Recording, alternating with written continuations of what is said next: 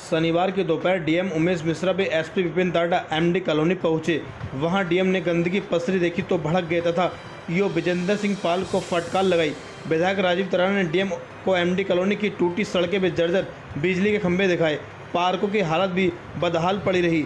विधायक ने कहा कि पानी की निकासी कारण कॉलोनी में बारिश का 3-3 फीट पानी भर जाता है, जिससे कॉलोनी में लोगों को परेशानी का सामना करना पड़ता है। नगर पालिका का कॉलोनी की तरफ कोई ध्यान नहीं है। कॉलोनी में विकास कार्य नहीं होने की बात भी कही। डीएम ने ईओ को कॉलोनी की सभी समस्याओं का निस्तारण शीघ्र ही किए जाने के निर्देश दिए। विधायक ने डीएम से कहा कि ईओ विकास कार्यों को छोड़कर जमीनों पर अवैध कब्जा कराने में लगे हैं। डीएम ने विधायक को आश्वासन दिया कि सभी कार्य जल्द से जल्द पूरा कराए जाएंगे।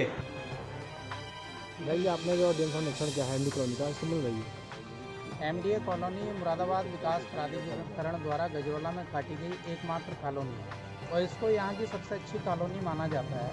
आप लोगों ने यहाँ पर देखा ही है कि सारी सड़कें टूटी हुई हैं, पानी का कहीं पर निकास नहीं है और कोई काम कराया नहीं गया। यहाँ के लोग भी टैक्स दे रहे हैं, परेशान है। मैं भी इसी कॉलोनी में रहता हूँ। बरसात जब होती है तो 2-2, 3-3 फीट पानी भर जाता है। इस सबसे हम परेशान थे।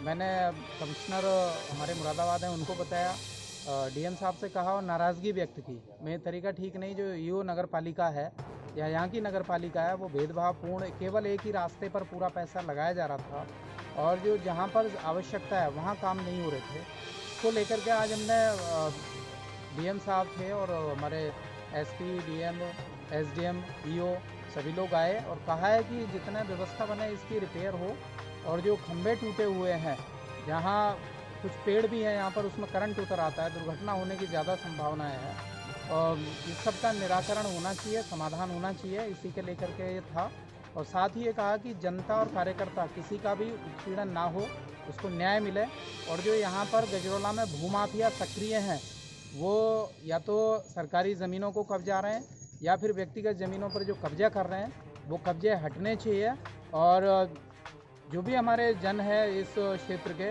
उनको सम्मान मिलना चाहिए और किसी पर भी कोई कुदृष्टि ना पड़े, न्याय हो।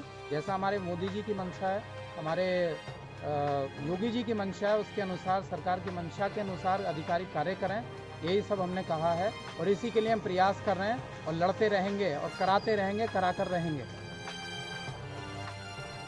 करण सिंह, आपकी जमीन पर अवैध कब्जा हुआ है, ऐसे समझ रही क्या मामला? आज नगर पालिका द्वारा और माननीय पूर्व सांसद नागपाल जी द्वारा ये समाज के जो है दुश्मन पैदा हो गए था, जानबूझ के सरकारी ज़मीनों पर कब्जा कर रहे हैं।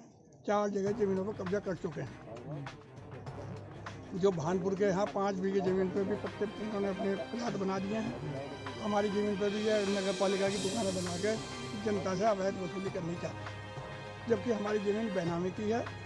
सिविल इंटर कॉलेज का खेल का मैदान है, जो सार्वजनिक चीज़ है, ऐसा इन्हें नहीं करना चाहिए। हमने डीएम साहब को भी दिया, कमिश्नर साहब से मिले, एसडीएम साहब से मिले।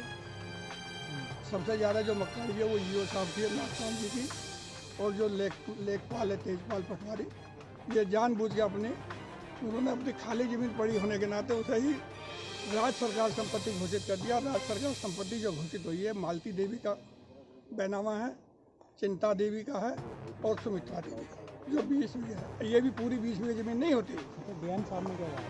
डीएम साहब ने आश्वासन दिया जी हम परीक्षण करा रहे हैं, जाँच करा रहे हैं, जिसकी ज़मीन होगी।